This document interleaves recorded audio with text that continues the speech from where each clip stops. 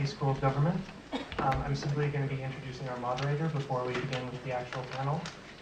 Julie Boatwright-Wilson is the Harry Kahn Senior Lecturer in Social Policy at HKS. She teaches courses in degree and executive education programs on family and poverty policy, research design and methods, and evidence-generating strategies for managers.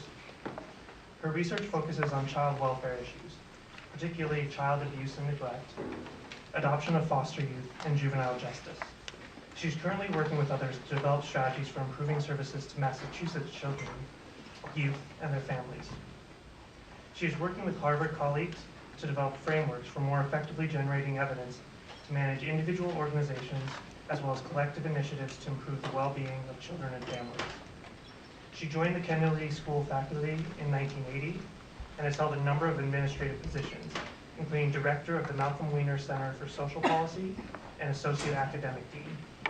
From 1986 to 1989, Wilson took a leave to direct a research and policy unit for the New York State Department of Social Services. So without further ado, Julie Boatwright-Wilson. Thank you very much.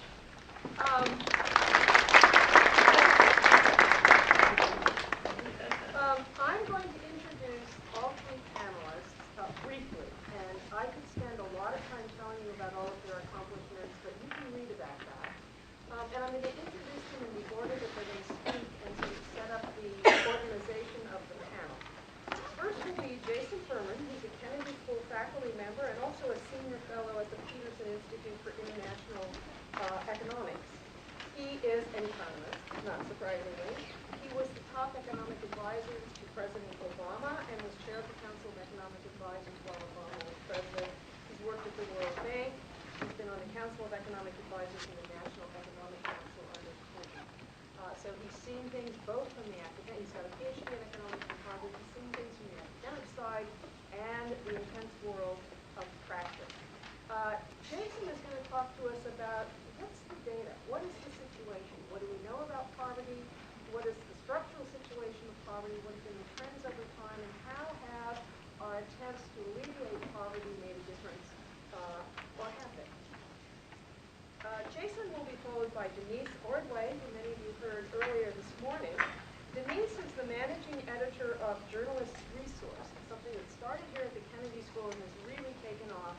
The idea is that reporters are often pushed into situations where they're asked to report on topics or situations where they really don't have the knowledge and can't get up to speed on the knowledge. In my field, for example, the big new development is adolescent brain research. I cannot read the science material. I'm dependent on someone translating it. And so the idea is that reporters should be more knowledgeable and that someone will provide the in-depth background in accessible language so that the reporting can be more accurate.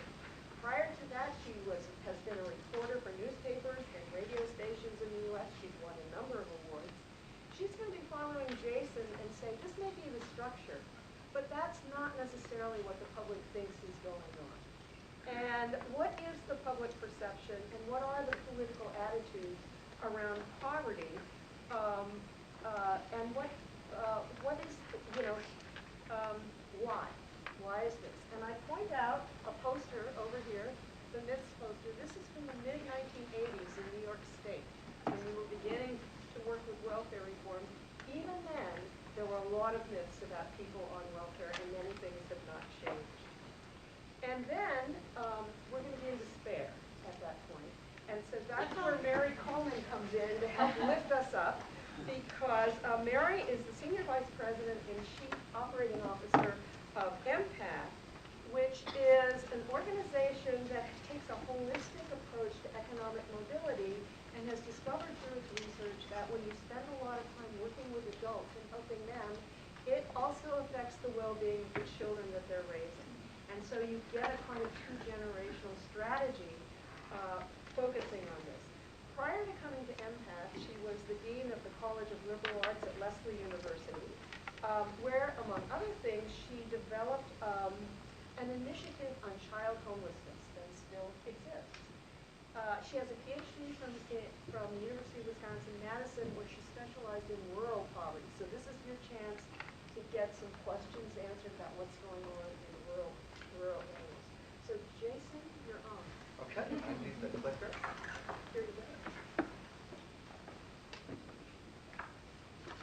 and microphone.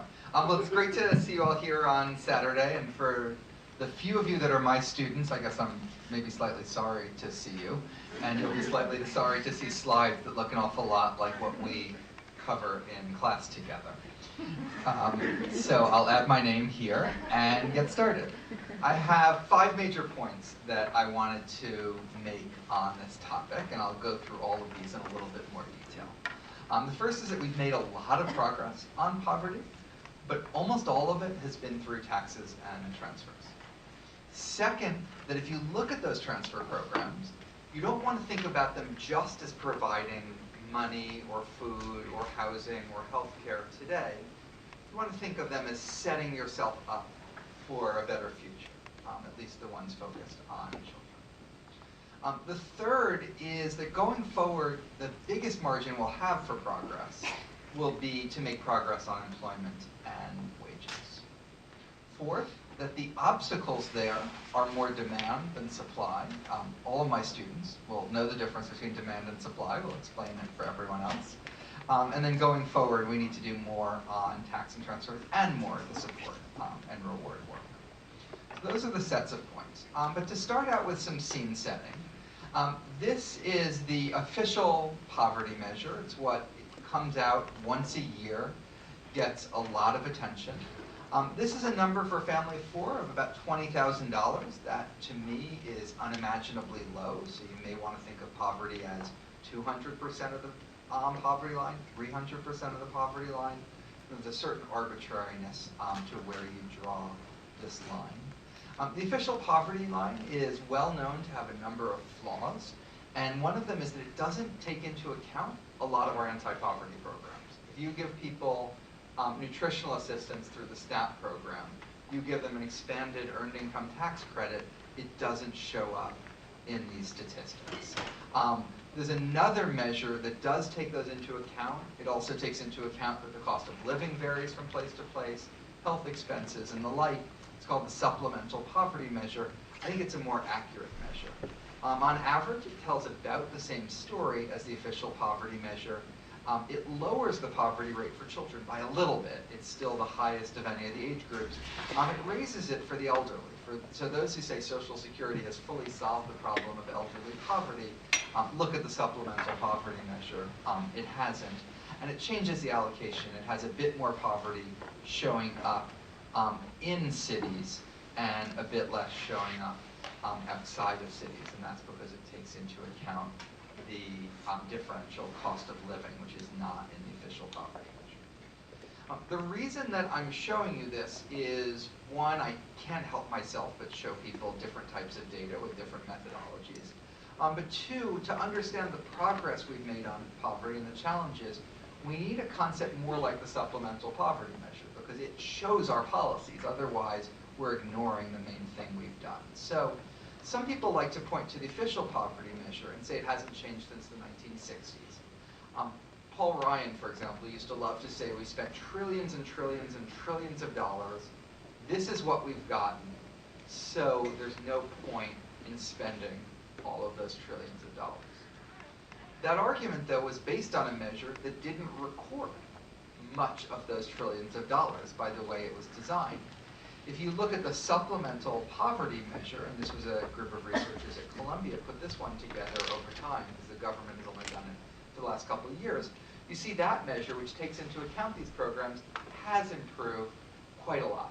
And that's really important, because I think, as despairing as we should be, we should understand the progress we've made, celebrate that progress, understand what has helped us make that progress, and use that to diagnose what we need to do going forward. Looking at poverty, you can look at market income poverty, which is the wages you get paid by your employer. And you can look at poverty after taxes and transfers. And what you can see here is that black line, the poverty based on what you get paid on the job, that's what hasn't improved since the 1960s. Net of SNAP, EITC, TANF, the other benefits people get, you've seen this improvement. And those gray bars are the difference between them. And just to be slightly positive about a place I used to work, you see those gray bars jump up a lot. in the year 2009 and 2010. And that's because we expanded the Affordable Care Act, Earned Income Tax Credit, temporarily expanded SNAP, child tax credits, and the like. So policy can make a real difference, and you can see it in those gray bars moving around over time. Just to give a sense of what some of the programs are that are doing this, refundable tax credits are the most important for people under age 18. SNAP is also quite important for people under age 18, but it's across the board.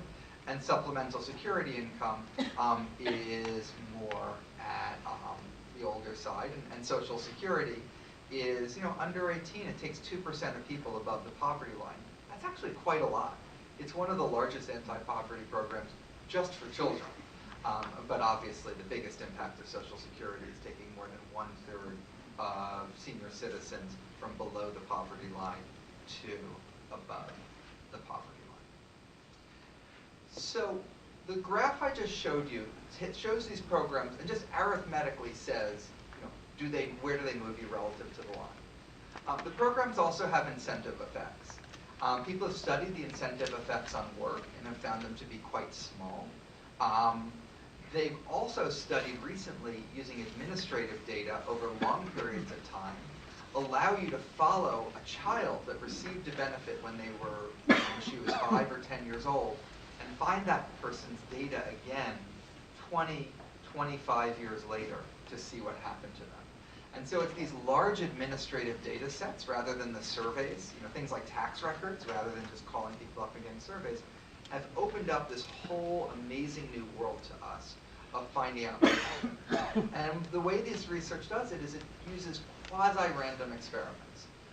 When SNAP benefits were food stamps originally were created, they were added in one part of a country, then another part, then another part, and look at a child in one part of the country that got them compared to another child that didn't, and compare those two children 30 years later. So it's really almost like doing a random trial following people for a long period of time. This is a summary of some of the studies.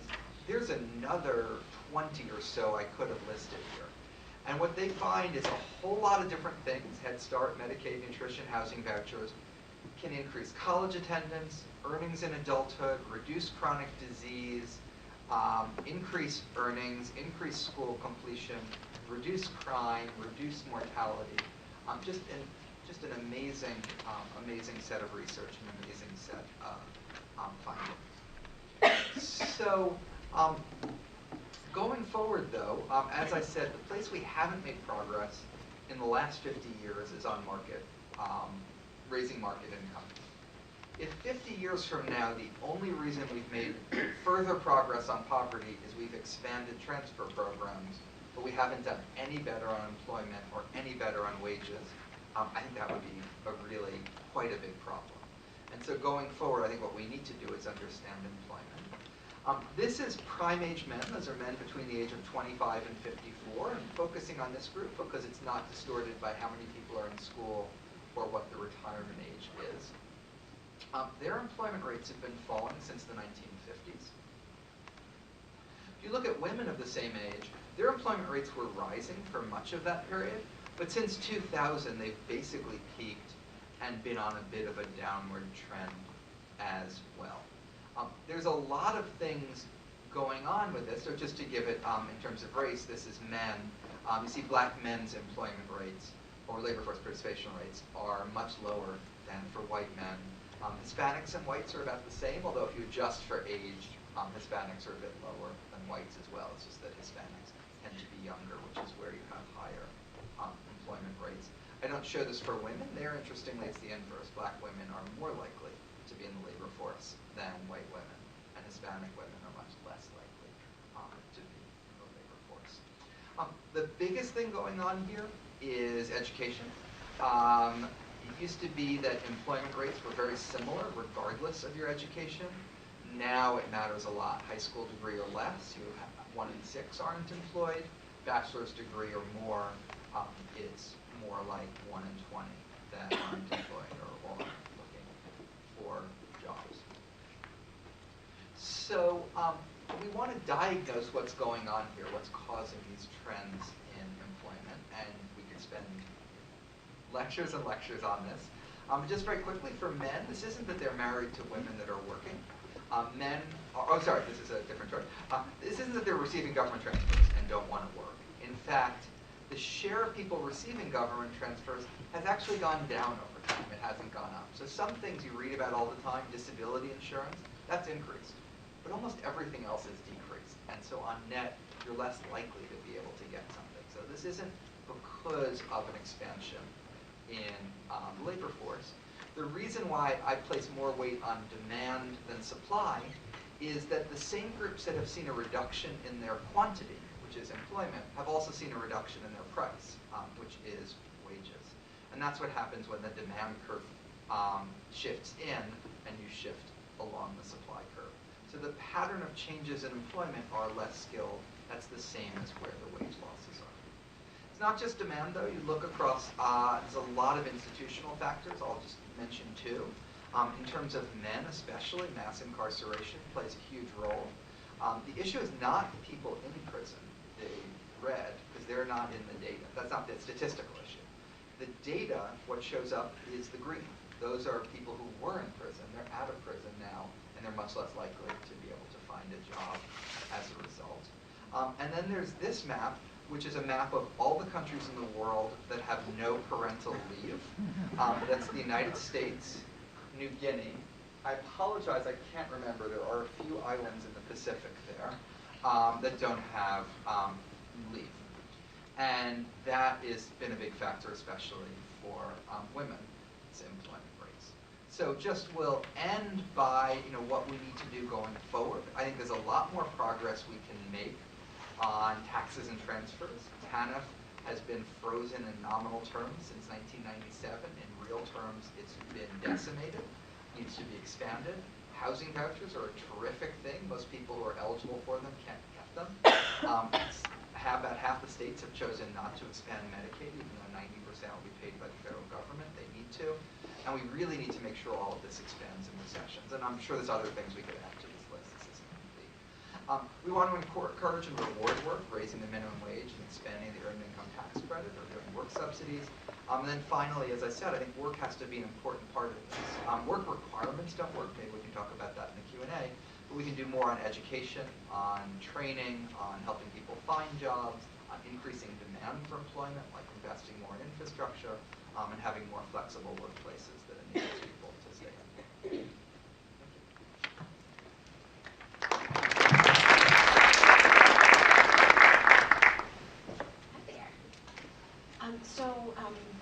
I work for a journalism project here at Harvard, and I do a lot of writing in the area of research. So we're doing a lot of writing about research on public policy, but we're also writing a lot about the media, the news media, and how what the media does affects the public's views on things, generally speaking. And another thing we do is we train journalists, and we want them to think about how their word choices, how their story choices, how they frame things, how that also could impact different groups of people. I have a personal interest in poverty. I have a personal interest in low-income communities and trying to do a better job of portraying them more accurately and helping journalists, the majority of whom did not grow up in poverty, helping them understand what their blind spots are and how they can do a better job portraying people in poverty. I can tell you anecdotally.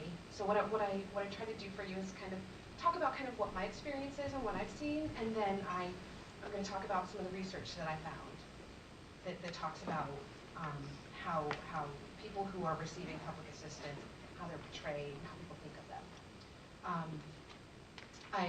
If you were in the plenary this morning, that you heard what I said this morning about. I went online last night and I was like, okay, well, what is the media showing in terms of who participates in the federal food stamp program?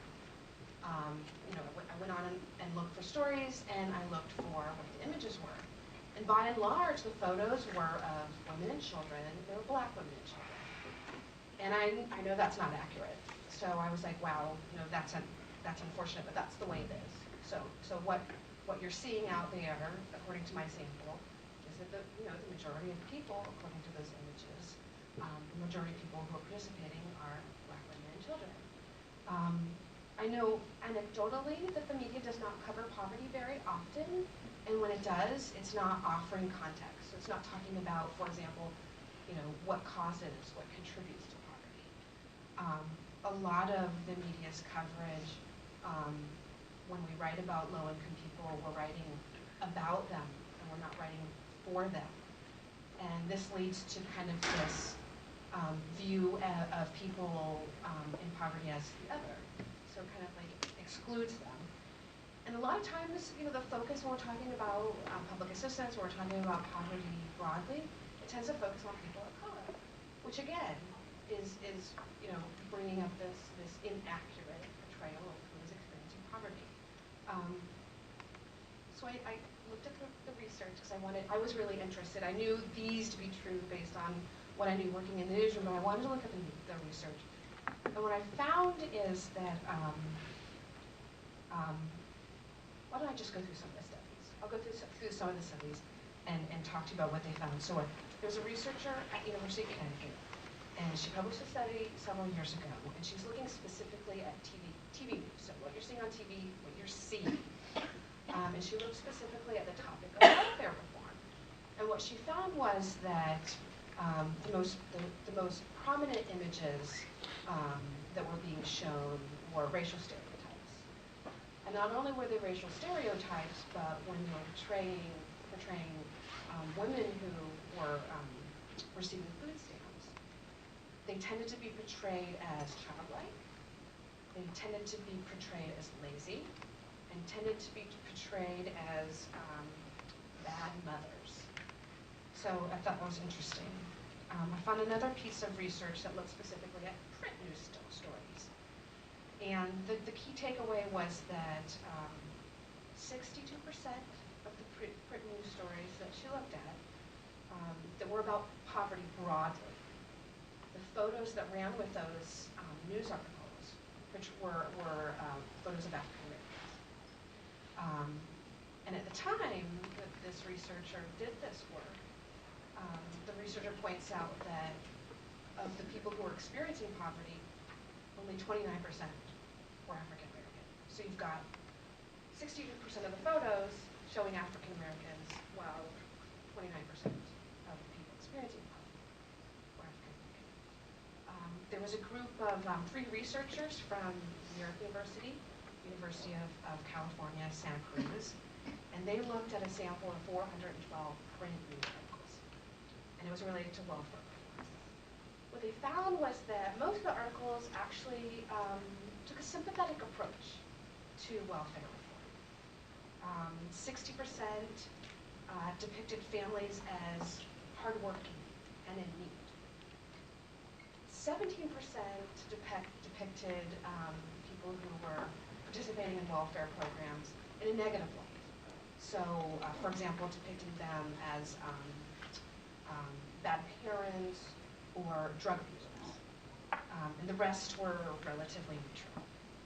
One recurring theme in this particular piece of research was that, like I found anecdotally, was that even when a story took a neutral approach, they did not talk about, they didn't offer context. So they're not talking about, they're not contextualizing poverty. They're not talking about the causes of poverty.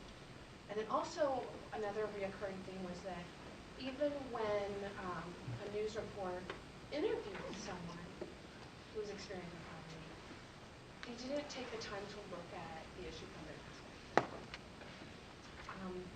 I found a piece of research published in 2013, and it was looking at lots of different kinds of news coverage. But the one key takeaway I took from this was that they found, it was 2 researchers, they found a link between negative news coverage about people who receive disability benefits. So the negative coverage of people who are receiving benefits, and what the researchers described as the hardening of attitudes of people toward this group of people. Research also indicates that how white people feel about racial or ethnic minorities impacts public support for public assistance programs. This one that I wanted to highlight is from 2004. It's from a Harvard University faculty professor. She examined how white people's views of work ethic. So how white people view Latinos' work ethic, how white people view Black people's work ethics, how that opinion influenced how they thought, how much we spent on welfare benefits. What she found was that in areas with a large number of Latinos, the white people tended to view Latinos as hardworking. That they were more likely to view Latino people as hardworking. The opposite was true for Black people. She found that in counties and states where there were larger proportions of Black people, white people tended to be more likely to have a negative view of Black people, to view them as lazy. She also found that these connections to perception were directly related to how they felt about how these programs should be funded, how public assistance programs should be funded. The more hardworking that Latinos were seen as being, the less likely or the less support that the white people wanted to give to public assistance programs. The lazier that white people viewed Black people as being, the less likely they wanted to give money to public assistance programs. I had to read that a few times because I was like, so you're saying, so if you're viewing a group of people as hardworking, you're less likely to want to spend money on public assistance. If you're viewing another group of people as not having as much of a work ethic, you're less likely to spend money on public assistance programs. But that was what she found. She offered an explanation for why that might be. And she explained that white people might be afraid that Latinos will follow, these are her words, what they see as the path of Black people and become lazy if the welfare system gets too big.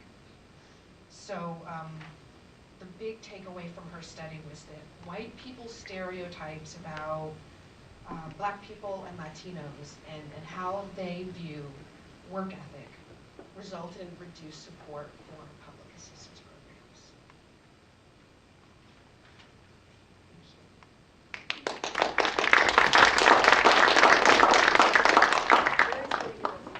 No worries. Thank you.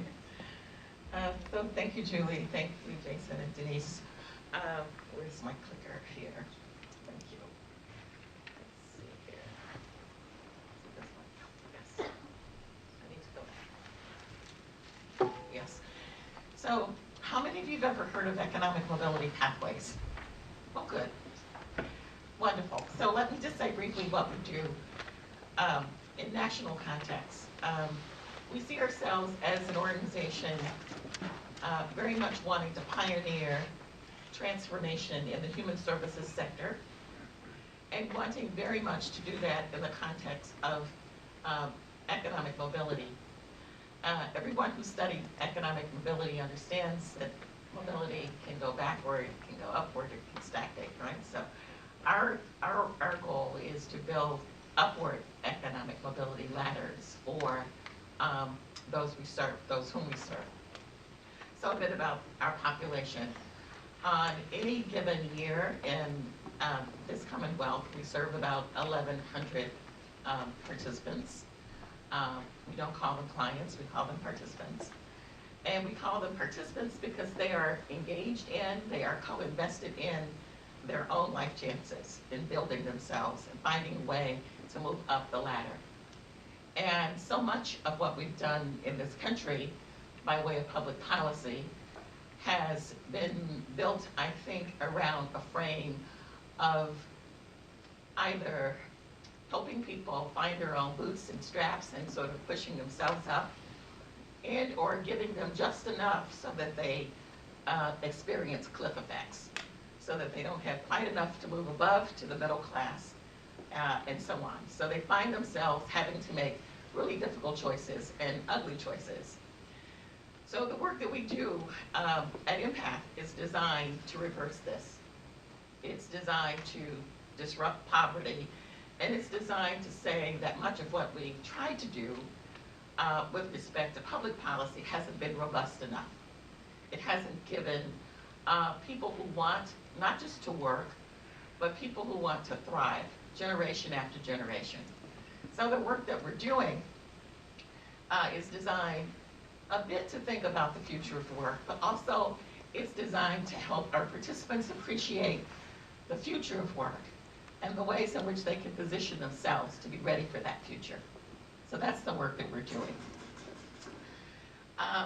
So we're transforming lives and systems, and the systems piece is truly important. So this morning I got back to Boston from San Diego about 6 o'clock, and I spent all of yesterday working, thinking, listening to the work that's going on in San Diego County. It's really amazing work, where they're not only transforming lives, but pulling together integrated systems, governmental systems, nonprofit systems, to build one integrated, holistic human service muscle for that county. And they're doing that work in a very diverse county. And we think we're doing that work here in Boston in a less diverse way in terms of demographics, but in a way that allows us to think about how we reach more and more people. And the way we've been able to do that is to evolve not just theories of change, but to evolve our technology so that we can reach participants beyond the Commonwealth. So currently, we serve just over 100,000 participants throughout the United States, and we partner with 3 countries, the Netherlands being our primary partner. And the work that we do is anchored in this idea that poverty, trauma, and oppression are all similar in that they produce stress. And in many cases, intergenerational stress, not just stress for a mom or a dad or a child, but intergenerationally. And that this high level of stress can produce predictable changes in human behavior, thinking as well. So we've done really close work with neuroscientists, working with the Center on the Developing Child here at Harvard, but also looking at other modalities in terms of what we know. The science has long said to us about trauma-informed care and the ways in which we have to work with populations not to re-trigger trauma, and the ways in which we co-engage with participants so that they understand that they're not deficient, but that their experiences have really overloaded their capacity to make good decisions. And the fact of the matter is they don't have the material resources to create good options over time. So this is the work that we're doing. All of you are familiar with VHS Literature? Yes? All right. So you know quickly, really quickly. So if you look on this side that says adverse childhood experiences, ACEs, these are the factors that were included in the early original study. And if you look at the other side, these are the factors that we think are structural in nature and actually represent the real deal, and the ACEs are the symptoms, okay? So if you think about the work that we're doing in that way, then you have to appreciate that yes, we have to help treat the symptoms, but we also have to go to the underlying problems, challenges that we face, some of which Jason mentioned already. All right, so a little bit about the population. 31% of the participants we serve here in Boston have a declared mental and physical disability. 31% have experienced domestic violence. And all of the participants with whom we work at our Brighton office are in housing or in shelter, all right? So you see these 3 layers of homelessness, physical, mental challenges, and experiences with domestic violence. And this is not peculiar to our population. If you look at those who are in the deepest poverty throughout the nation, especially in rural America, you will find many of the same layers. And so obviously, if we created something that my friend Sandy Darity and Derek Hamilton termed a baby buns. Are you familiar with the baby buns idea? So if we could give families that are really, really poor a trust for their children at the start of life, Sandy and Derek argue that trust would better position that child over time, right? But what about the parents? Just given the layers of challenges that I just delineated, what might parents need in order to ensure the best use of the baby bonds? And literature tells us that the earlier we start enriching the lives of children who become adults and parents, the greater the outcomes over time. And the literature tells us also that housing segregation is a no-no with respect to economic mobility. So there are so many fronts on which we have to work at the same time in order to really ensure sustainable levels of economic mobility. So in any case, we have 118 mentors here in Boston who work with participants, the 1,100 that I've mentioned, and they work with them on an integrated bridge to self-sufficiency, which has 5 pillars.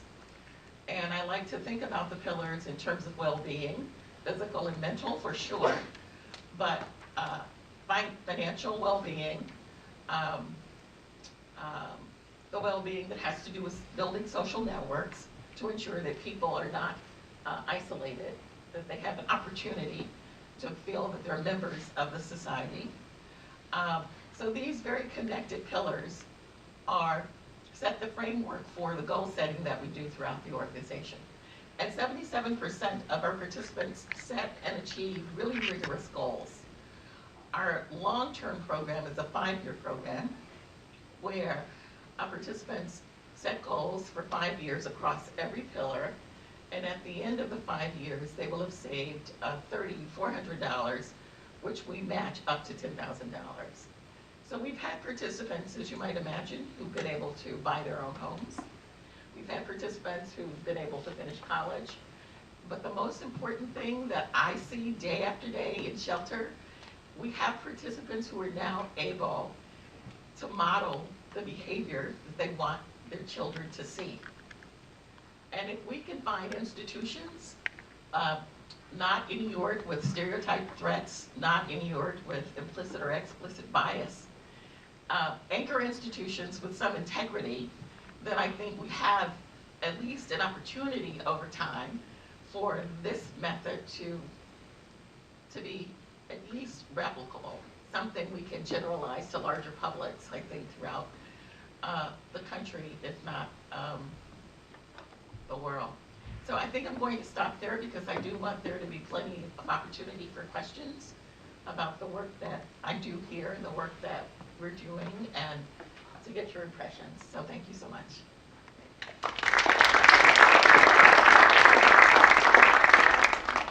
I'm going to give the panelists the first opportunity if you have questions for one another. I realize I didn't prepare you for that. This is for you to think about your questions. We'll open it up to you. We've got, I actually do have a question for Mary, and that is the Judge Baker Children's Institute, which focuses on children particularly with mental health and other disabilities,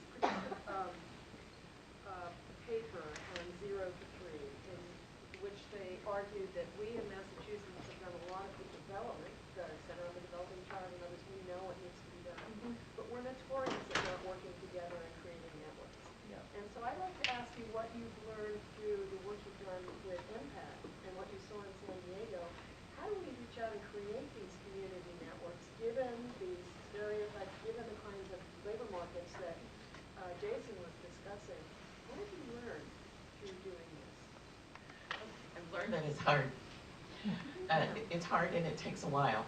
So we are building these networks here in Boston. I belong to too many of these community organizations, and I meet weekly with organizations based on the community reinvestment funds that hospitals and healthcare centers have throughout the nation. But here in Boston, for example, the last 3 months of summer, we raised $19 million, just 3 months.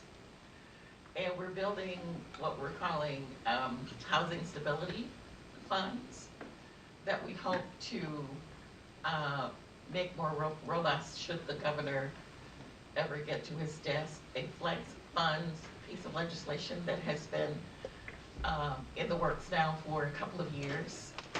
The difficulty, I think, in building partnerships and sustaining them has everything to do with what will pay dividends in both the short term and the long term, and not being able to reach any shared consensus about what we should be doing in the short term and the long term. And I think secondly, at least for Empath, we believe that sharing knowledge is the best way to mobilize communities over time, but nonprofits don't have heavy, big budgets. And many of our staff members are teetering on the brink of poverty themselves. And in an economic mobility organization, you can't have that. You have to sort of walk the walk yourself. So we're trying to ensure that even as we do this wonderful work with participants, that we are honoring that work for our own employees. So it's complex work that we're trying to do well. I had a comment on what you had to say, Denise, which was super interesting, and then also a question. And the comment is, I talked about the poverty numbers, and those numbers come out once a year in September, and there's always articles about those numbers once a year in September. But I can't help think about the contrast between that and the stock market, where the stock market numbers come out pretty much every second of every day. And there are dozens of articles every single day about whether the stock market went up a little bit yesterday or down a little bit yesterday. And so, you know, part of my question is whether we think there's something about, you know, the lack of data and the frequency of data that affects this, sort of one. Then another is a word. The problem isn't the skills of the journalists writing the stories, but they're trying to sell newspapers, and they're very good at selling newspapers, and they're writing things that they think will be read more. And so if the problem is on the what readers want to read and what they click on, how can journalists or you solve that problem? This is a huge problem that I talk with a lot of my colleagues about. It doesn't have to do with a lack of data. Because if you're looking at issues related to poverty, whether it's education or social programs or whatever, there's a lot of data. There's a lot out there. But it's not news. There's a lot of things from the past, but in terms of like a brand new thing to write about, you don't get that in the numbers. And if I can emphasize that, if the stock market goes up, it's news. If it goes down, it's news. If it doesn't change at all, it's news. Right? Sorry to interrupt. Sure. So let me preface this by saying that so different newsrooms have different philosophies about how to deal with news. So if you're at like the Wall Street Journal and newsrooms that place a high priority on like economic news, then you're going to be all over economic kinds of news. Now with that said, there's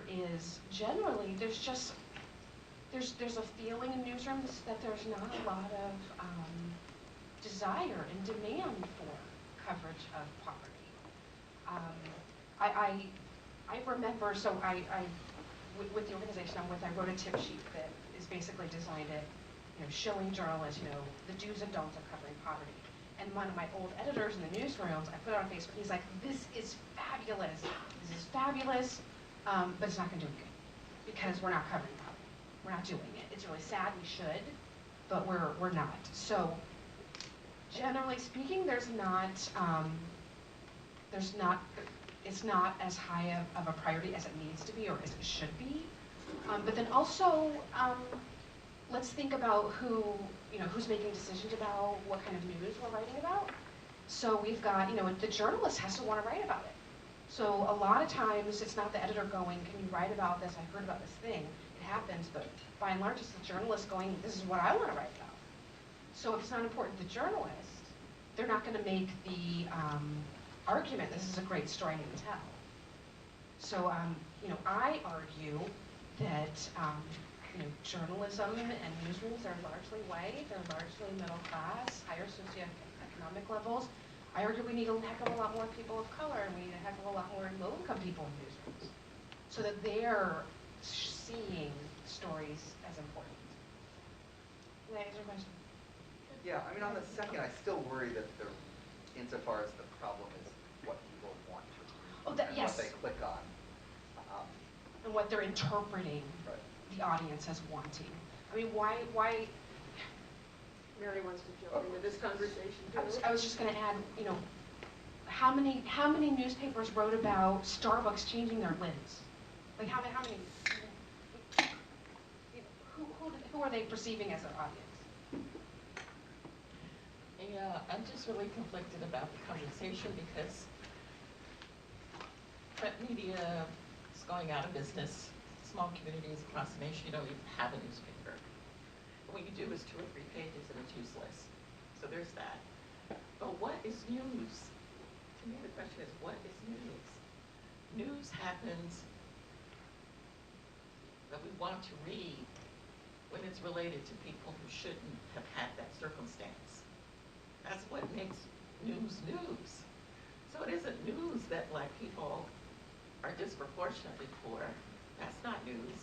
It isn't news that Black people are disproportionately murdered. That isn't news. So what makes news is when it happens to people who don't expect the thing to happen to. That's when it's news. That's when papers sell.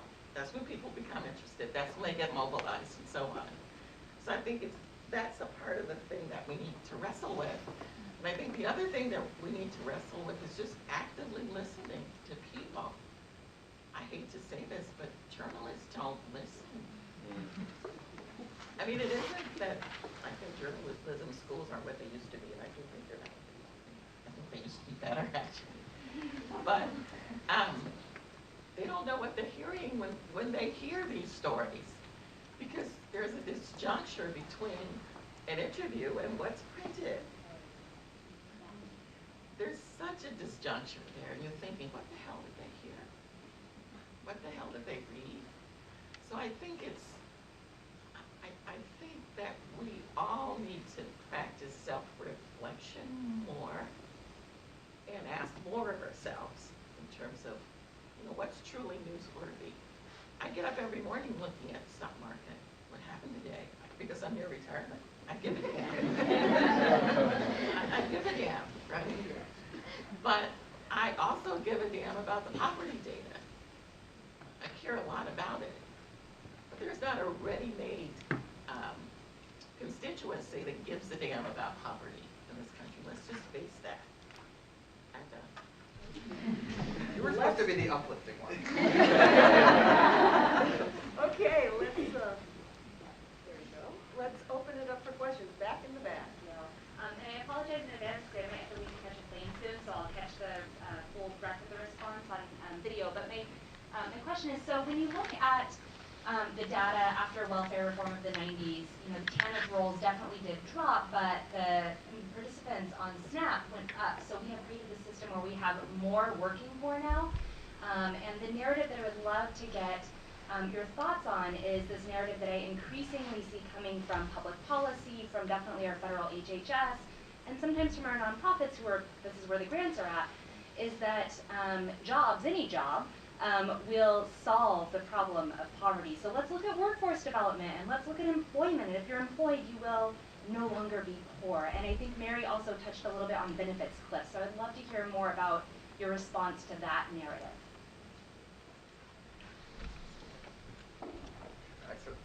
Go ahead, Jason. So I think I think employment, as I said, has to be a really important part of how we make progress, both more jobs and better wages. The question is how you get there and how you diagnose the problem of the lack of employment. One diagnosis is that people don't want to work, and they don't want to work because they're on public programs and they're really comfortable because these public programs are wonderful and generous and all you really need in life. And that if we could just add work requirements or force them to work, it would be fine. I think the data underlying that view is mistaken in almost every respect. One is people are less likely to be on those programs. As you said, some have increased, but others have decreased. So it's not like you're more likely to be on them, number one. Number two, they're not very generous at all compared to other countries and the like. You know, the third is that most people on them are already employed. For SNAP, it's about 3/4 of people worked last year or the current year. And then when you try to do something like add work requirements, they often do things like you have to work half-time. Now, how is half-time defined? It's 20 hours a week. What if you're working in an inconsistent job and you're working a couple weeks and then that job ends and then you can't find one for a couple weeks and then you try to find another one? That's the work experience that a lot of people on these programs have, is cycling on and off work. And then you could have something like the House bill last year, which would have taken that person who might have even worked 1,000 hours a year, but worked inconsistently, and thrown them off SNAP for 3 years as a punishment for violating the work requirement, even though they're trying really hard to get a job. So I don't think the problem is public programs keeping people from working. I don't think you should take from that, though, that we don't want to make work a central part of our strategy. I think you do. But I think in making work a central part of our strategy, it's creating more jobs that work for people. I gave the example of infrastructure spending, which would help primarily with men.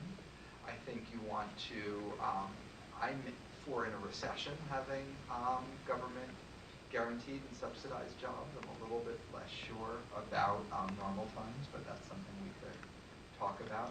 I think helping people search for jobs and train for jobs, that's something that we spend less on than any other advanced economy in the OECD, and we could be doing a lot more to connect people to jobs. So I think work needs to be a really important part of the story, both for dollars, but also for a connection to community and the like.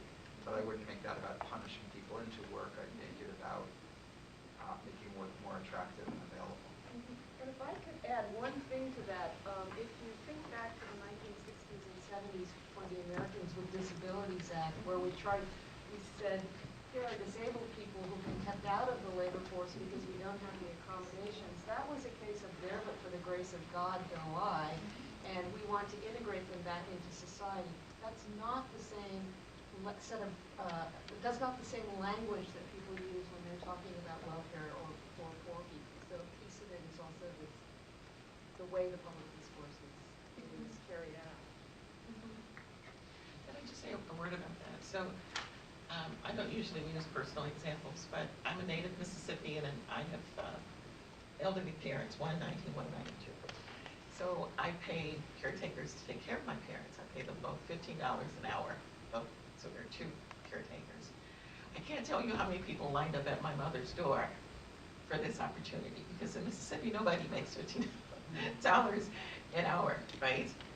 So a part of what I want to say has a lot to do with what it takes to live. What is a living wage, especially if you're not married? And that's, we can show the numbers on wealth in this country, we can show the numbers on economic mobility, upward economic mobility in this country. You do better if you are coupled, if you're tethered to someone, right? Household income really matters a lot. But if you look at some of the poorest communities in our nation, you will find a single head of household trying very much to do it all alone. It isn't usually possible, especially when there are 2 or 3 or 4 children. So I think we have to create family policy that actually mirrors the lives of citizens. And one size does not fit all. It's never fit all, and it will never fit all. So I think we have to just think about, what is a family? What is the American family? And what is work within the context of what is the family? And we haven't wrestled with that well. Oh, you have the okay.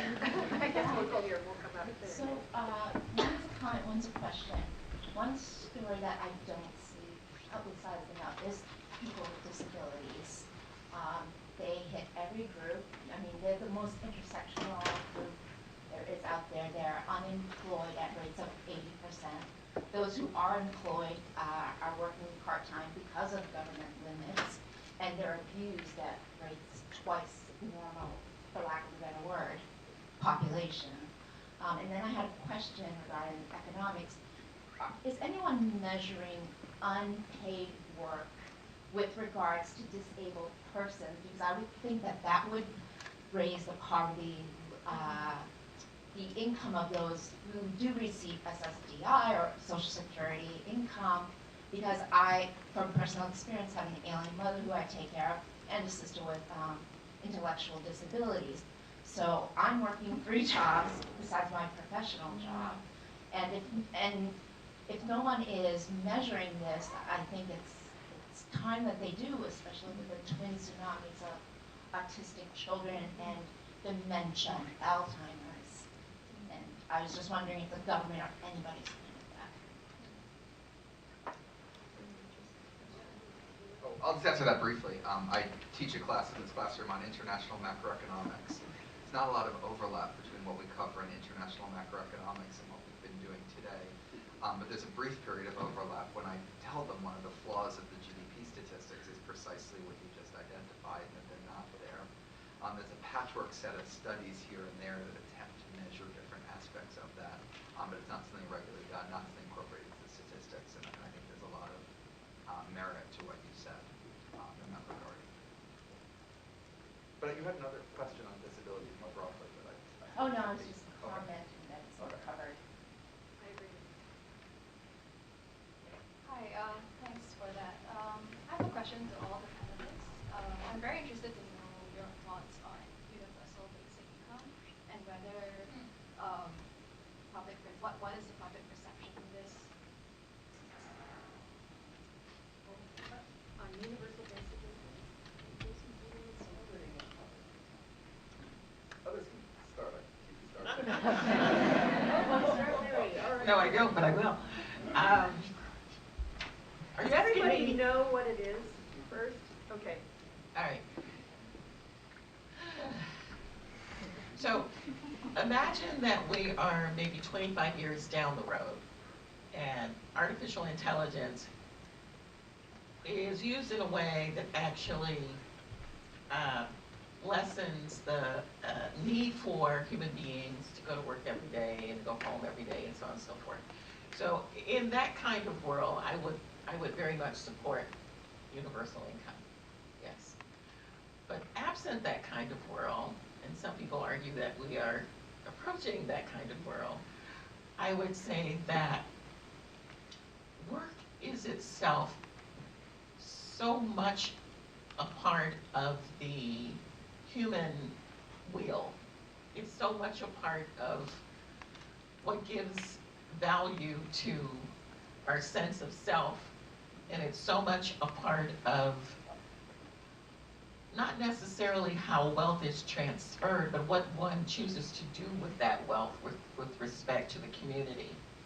So anything that lessens wealth, I'm not in favor of, just broadly speaking, although that sounds counterintuitive, because I think people can do wonderful things with wealth to make the world a better place. All of you know Chuck Collins. He wrote Born on Third Base. So he's the grandkid of Oscar Mayer, granddaddy.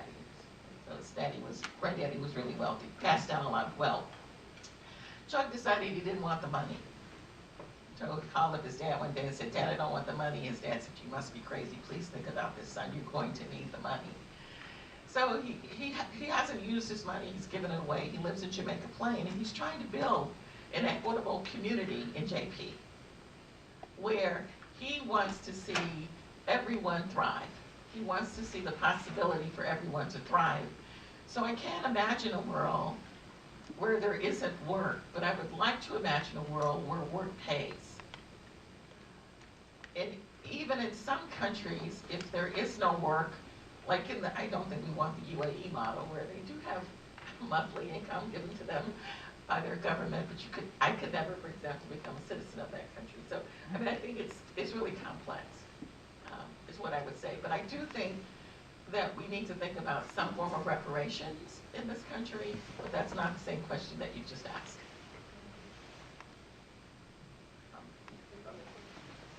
So I agree with every single word that Mary said, with the exception of the word 20. She said maybe 20 years in the future with AI. I think that's 50 or more years in the future.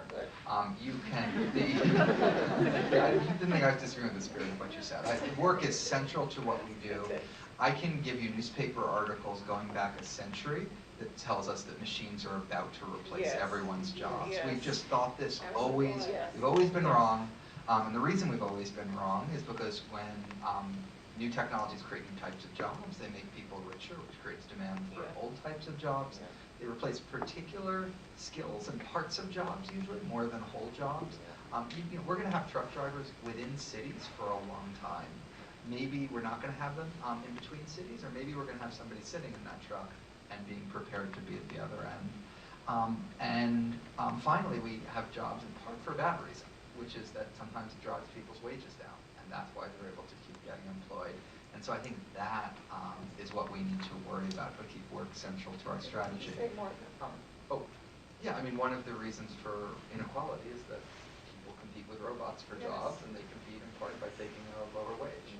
And so that's, I think, more of the problem, not there's not going to be a job, it's that the job doesn't pay well enough. I'd have two other reasons why I'm quite skeptical about UBI.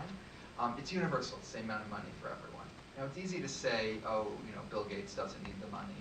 The fact is there aren't a lot of Bill Gateses, so that's actually not. If we give him a $10,000 check every year, that's pretty dumb, but it only costs $10,000. It gives money to people at, single guy at $110,000, a family at $100,000.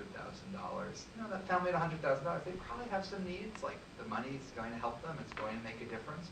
But there's a lot of people like that, and when you multiply it out, you end up having to basically double income taxes to give out money in a very untargeted way. And then some people in their UBI programs get rid of all the low-income programs. Some of them get rid of Medicare, Medicaid, and Social Security as well. And then you look at it, and you end up actually making people who have greater needs, more children in greater poverty, worse off, because the things you took away from them were worth more to them than what they're getting, and you made the person at 110,000 or 110 billion better. The last thing I would just say about all of it is the idea of relying more on cash, I think, can be a good one.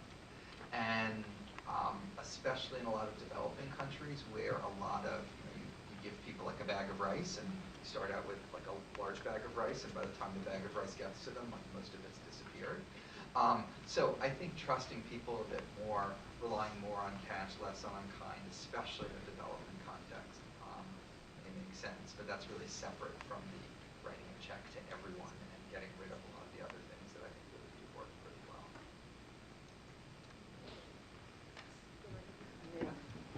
This question is for everyone, I think. I was going to ask it first to Jason. Can you all hear me? What's the live stream? Oh, it's Hi. First, I want to thank the panelists. All of you have been really interesting. And I thought this question would be for Jason, and I thought I would be asking him a question about a word he hadn't uttered yet, but he just uttered it.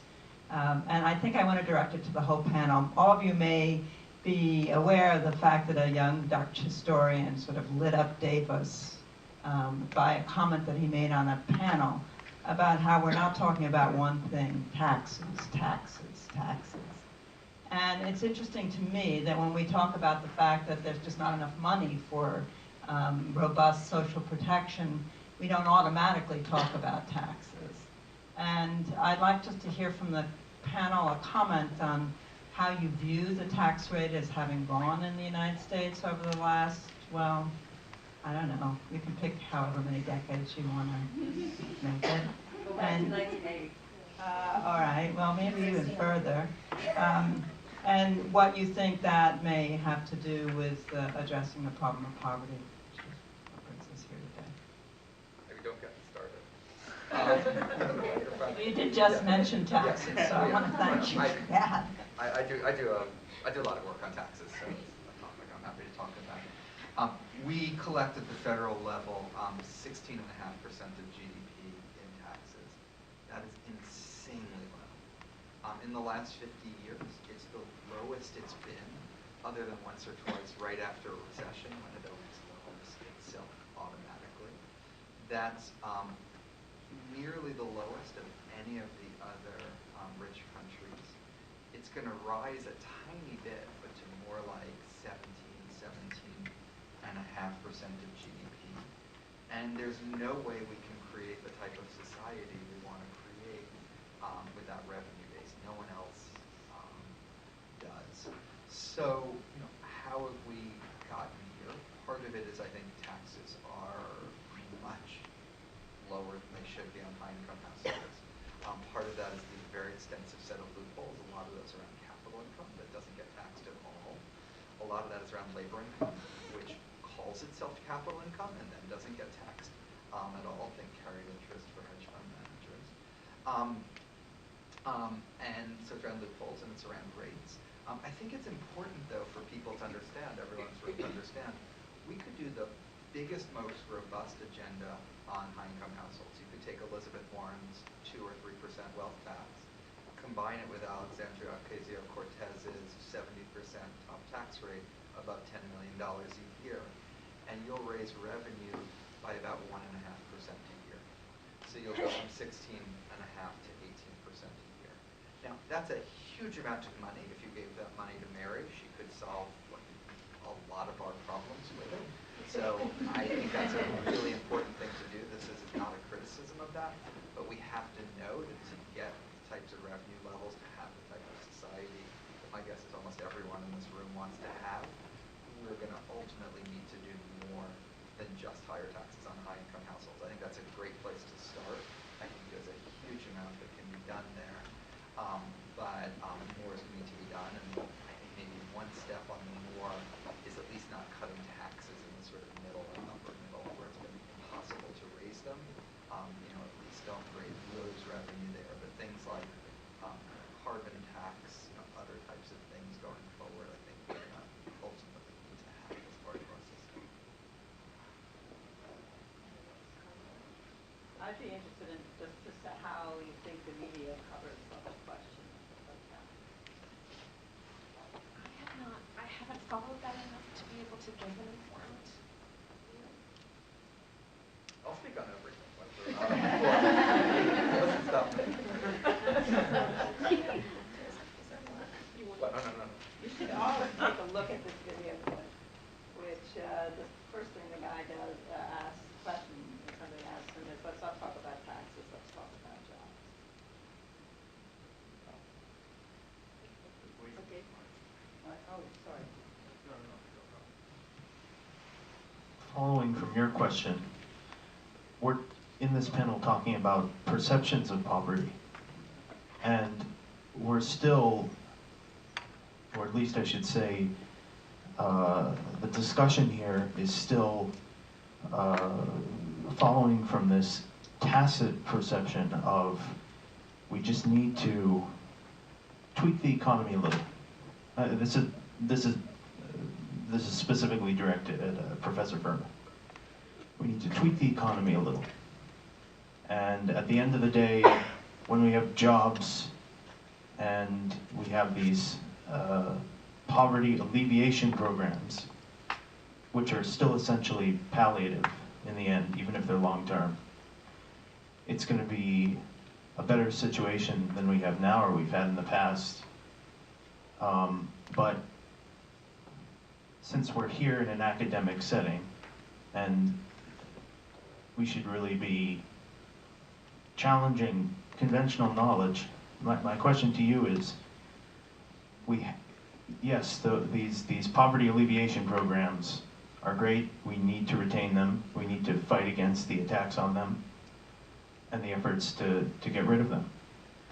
But are we as a society going to continue to just remain at the behest of the market? Are we going to just tacitly accept, okay, letting profit motive drive so much of our economy is fine? Because earlier you said, well, the newspapers, basically you said, yeah, the newspapers don't want to write about what won't sell. And that gets to the heart of a lot of this. So my question to you is, is, in your view, is the foreseeable future for the next 100 years basically this kind of social liberalism? Or is it going to be universal health care and subsidized public college subsidy? I mean, just before I end my question, we spend something like 3.5 trillion on our health spending right now, and then that Mercatus Center study said, oh, the unaffordable cost of Medicare for all will be 3.2 trillion, 300 billion difference. 60 something over a 3-year period, 60-something% of I'm sorry. 60-something% of I think I got this question. Going bankrupt. It's from medical fees. That's the statistic. Yeah. So, I think by and large, for most parts of our economy, the market's a very good way to organize it. I think it has a good track record in terms of producing economic growth. I think economic growth is important in 2 respects. One is it gives the potential for higher wages to everyone. I'm not saying everyone's gotten it. It gives the potential for higher wages to everyone. And 2, I think it gives people a greater degree of tolerance and enthusiasm for sharing with others than would be the case if the pie was smaller. So I think the market lets people sort of buy the things they value. So I think I personally think that's the right way to organize the economy. I think that you need to equip everyone to succeed in the marketplace, and we're not doing that now in all the ways I've talked about. 2, the market isn't going to generate the distribution we want, and we need to do something about that with higher taxes at the top, and and expanded social programs. And then number 3, I think there are areas of the economy that the market may not be successful in, and healthcare, which you cite as an example. I personally would rather see a set of regulations, subsidies, and mandates, and then competition within that framework that we get right. But there's certainly a good case that the market doesn't work well there. But I wouldn't generalize from that to the other, 80% of the economy where I think it is the right way to work on. The one thing I'd like to add is that we're talking about poverty as though it's one thing. And I think we might want to segment the various categories of poor people. So almost all of my Kennedy School students are poor while they're at the Kennedy School, but I'm not really worried about them because I think they're going to do just fine after they graduate. It's a decision for an improvement later. And I think what we really want to focus on are those for whom this is a long-term situation that it's tough to get out of. And that's where a lot of what Jason's talking about in terms of the demand, the labor market demand not being there is a big issue.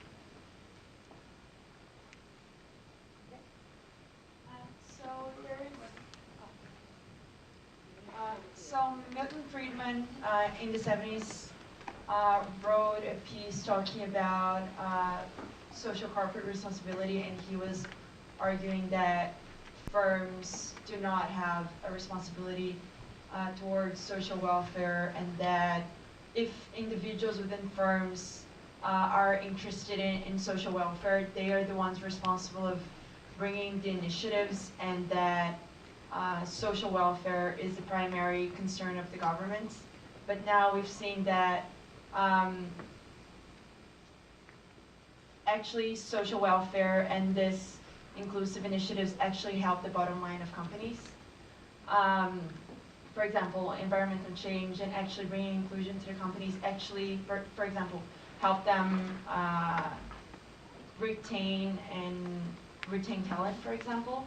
So I'm curious to see what are your opinions regards to corporate responsibility towards driving that change. For example, what is their responsibility in terms of being part of inclusion and giving fair opportunities for people with disabilities and that are, yeah, didn't receive the same opportunity. So, so let me start. So I think there is something to say for corporate, for the concept of corporate citizenship. I think that's a really important concept. But I also think that there is an inconsistency in this idea of corporate citizenship if profit is sort of the priority that sort of trumps other priorities. That's number one. Number two, I would say that, you know, the Supreme Court has said to us that corporations have voice, they have speech. And if they have voice and if they have speech, then they also have responsibilities on the other side of that voice and speech. And we haven't been as clear as a nation about what those responsibilities are. You know, that they have speech is a wonderful thing. Trees have standing, corporations have standing, all of that's wonderful. But we need to be much more explicit as a nation about the obligations of the corporate citizen. And thirdly, and this is just my particular problem, but corporations, some of them, not all of them, have what I would consider unjust holdings. Holdings that they've acquired on the backs of the poor. Wages they've denied laborers. And that kind of corporation, sometimes universities are part of that membership, need to face the facts that they have holdings, they have profits that they don't deserve, that they robbed others from having. And that's the hardest conversation to have, I think, in this country. So it's just one thing. Let's go over to this side. Okay, back in the back. Where's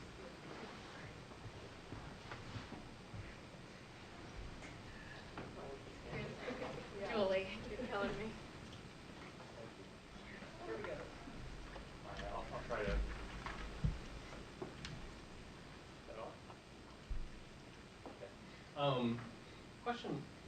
I think one of the problems you were talking about was that there's kind of a limited voter base that's really concerned with anti-poverty policies. And I was wondering if there might be policies that would address, say, the anxieties and needs of middle class and upper middle class voters that would, I mean, think of a Venn diagram that might overlap with policies that would be would be good anti-poverty policies to try to kind of build a broader coalition. And maybe the policies wouldn't even be messaged as anti-poverty policies, but there's a tremendous amount of, you know, anxiety and other things out there in the middle class and upper middle class, given the changes in the economy, et cetera, given concerns about health care, all that kind of thing. So just kind of a general question. Yeah, I strongly agree with that, and the two presidents I worked for, President Clinton and President Obama, definitely put a lot of thought and effort into that, and I think there's two ways to do it. One is to make it a genuinely universal program like Social Security, which is enormously successful as an anti-poverty program, but obviously goes to everyone. And I think that's one way is universalism. That can work quite well. The problem is it's really expensive. And there's, you know, given the budget constraints we were talking about before, you often can't do that. We expanded the refundable child tax credit under President Obama. If you listen to his speeches, it would sound, it's not he said this is for the middle class, but it would sound like a middle class thing. If you looked at the actual tax schedule, you'd discover that above, I don't know, $30,000, you weren't getting anything from that. And so I think there's also a certain amount of just the way you message and talk about things that can handle it too if you can't afford genuine universality. If I could add one thing to that on Social Security. Social Security worked for a while because of the demographics of the country. When the birth rate was high and the population was quite young. But now as the population is aging and the birth rate is below replacement rate, our capacity to provide this kind of universal support is diminishing. And particularly as our immigration policy stays as it is, the population the population pyramid shape is going to shrink, is going to change pretty dramatically. Right. I I agree with that, and I also think it comes back a little bit to the taxes issue too. I mean, Social Security has a 12.4% tax dedicated to it. Most of the people who talk about single-payer healthcare are not talking about a new dedicated tax. Free college are not talking about a new one. So I think it's quite hard to get the universality if you don't want to pay for the universality. I think in a lot of cases it's worth it, but we need to have that conversation about both halves of it, because that's how we've done this in the past. I think the distance between the American right and the American left, as it's personified by the Republican and the Democratic Party at the moment, makes it really hard for us to have conversations that build consensus sort of in the middle. But I think I see something wonderful in the growing number of Americans who see themselves as independents, who are willing to think afresh and anew about these sorts of questions. And while I'm not optimistic that an independent can win in 2020, I do think that increasingly moving away from a two-party system that's ideologically bent will help the nation. True for Howard Schultz. No. Okay, let's take another question from this side. Okay, yes.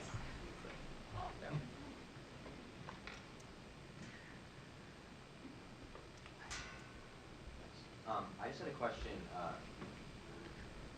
Ms. Coleman, you were talking about your program, and it's very based on local context, social, political, and cultural context, and it's very much a ground-up social development program. And Professor Berman, you're talking about these top-down policy initiatives, and there was some talk about this no one-size-fits-all policy. So I was wondering, whose role is it to kind of play as an interlocutor between those two things to localize these national scale projects or scale up these local development initiatives? Or whose role should that be, whether it be political or otherwise?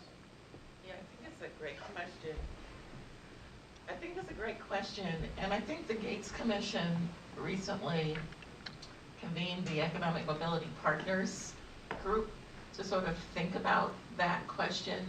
So I think for me, it's a combination of public-private sector leadership with really important governmental role, but broadly defined to include local governments, especially where I think there is a lot happening that's wonderful and could be generalized to some local populations across the country.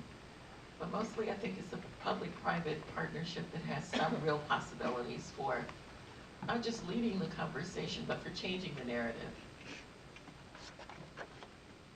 I'm very sympathetic to what you say, and I think it's important, but I think when we do it, we also don't want to lose sight of the scale.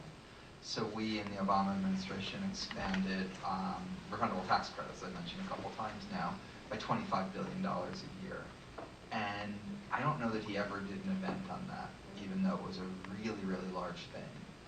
We probably had a couple $2.5 million programs that were for mentorship or something like that I'm sure were great programs and that we did several events on. And at the end of that, you can sort of feel good about yourself that here's the group of people, you can see them, you can talk to them, you've done something good for them. And I think that second set of things is important, and some of that was meant to be a demonstration as you get more people doing it. Some of that was because we couldn't get money for the stuff we wanted to do, so we had to make do with what it was we could get. But it is important that you don't just, you said scale, is really important that you're focused on scale as well. Okay, let's go to the middle section. Okay, me. So I'll make my question like really quick. So I work in prison education, and my mind was like lit up when you had your PowerPoint on basically how a lot of people who are being released from prison, they're not able to get jobs. And then my mind also lit up when you were talking about like reintegrating people back into the community, and like Ms. Coleman, you were talking about how you had like 100 people working with 1,000 people to have them move up in their lives in economic mobility. So basically, me working in prison education, we're only working with one piece of the puzzle. So we're educating all these people and really trying to enrich their lives to make them ready to, get out of prison. And, we're saying like, we're giving you this degree, we're helping you get your GED, helping you get your BA or your master's to go on and, live your life. And then, it's kind of like, go on, Billy, you got your master's. And then like a year later, we're like, hi, Billy, you're back. So my question is like, what are the mechanisms that we have to do to make sure that like people get out of prison and then stay out of prison? And like sometimes it'll just be so disheartening to see the people that I've worked so hard with and put so much time into, to see them just leave and then see them come back. So like, is it at a local level we have to work, or a federal level? And I know within the Donald Trump era, like it seems desolate, but then I don't know. You take it from there, what you guys think. I mean, it's great what you do. I'm not much of an expert in how to do it. I do know we need a lot fewer people to go into prison in the first place, that the United States imprisons a higher share of its population than any country other than the Seychelles. And that is an area where there actually has been some bipartisan agreement in the business community, the evangelical community, the law enforcement community. Federal legislation was passed. It wasn't enough, but it was in the right direction. Even if it was enough, only 10% of the prisoners are federal, so you need 50 states doing criminal justice reform. So that's the one that, to me, I can understand because it's not that hard. Then there's what you do with people in prison, and then there's reintegration programs afterwards. And people who know what they're talking about should figure out how to do that as well, too. But I'm not the one. Maybe Mary is. The one thing I would add is, we're about out of time, but this is a great question to end on, because I think there are some states and some programs that are working really hard on this issue and are beginning to figure out what works. And one of the things that we've been very slow to do is to say, how do we generate evidence about what works and what doesn't? How can we in our own organization begin to generate evidence? And then second, how do we share this information so that whole systems can be improved based on the evidence? It's a long, slow, hard slog, but I think that's the direction we have to move in. I mean, we've learned a lot on early childhood through Head Start, right? We've got to sort of take some of the same approaches to other programs. I think the number is 70% of the men in prison, black men, have some level of illiteracy. So that's really, I think, for me, a place to begin. So there are colleges and universities across the country now that actually go into prisons and do really good work, helping to build skills in just basic literacy to start, but then they go to philosophy. And I know this sounds really weird, but some of the most transformative programs, in-prison programs, are programs that offer an opportunity for prisoners to learn philosophy, to learn what constitutes meaning, value, good life, happiness. And I just believe that if the process of reentering society starts there, if they're inside these prisons, then they have a better shot when they get outside of the prison to see themselves as human beings worthy of a second chance, and to have others see them as human beings worthy of second chances. So I think that's really important.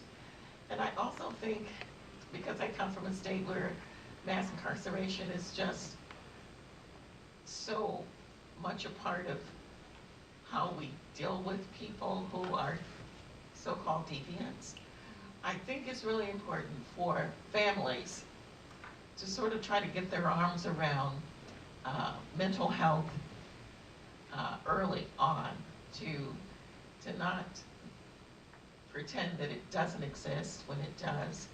And I think it's really important for schools, for teachers, to see all children as people who deserve unconditional positive regard. And if we can build neighborhoods around that very same concept, where all of the anchor institutions are trying to operationalize what that means, we'll have fewer people going into prisons, obviously. But I do think that our organization, for example, we spend a lot of time trying to work with quarries, getting quarries changed, getting quarries expunged, working with prospective employers to help them appreciate the skills and talents of the young people. And we work with the young people themselves so that they can see their own value. And for many of them, they've never known fathers who are not imprisoned.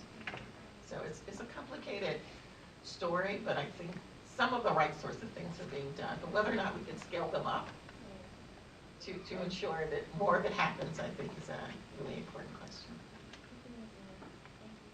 And New York City is building on exactly this with a program called Credible Messengers, where some of the older men who were in prison realized that because of the mass incarceration, the wise elders of the communities had all been pulled out of the communities and going back now with a mission of becoming the wise elders in the communities after this prison education.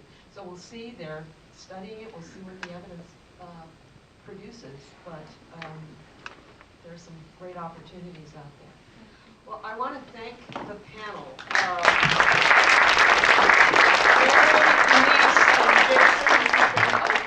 A painful topic, but a lot of fun, and thank you very much. The questions are great, the comments are great. We will start up again in the room where we had the plenary at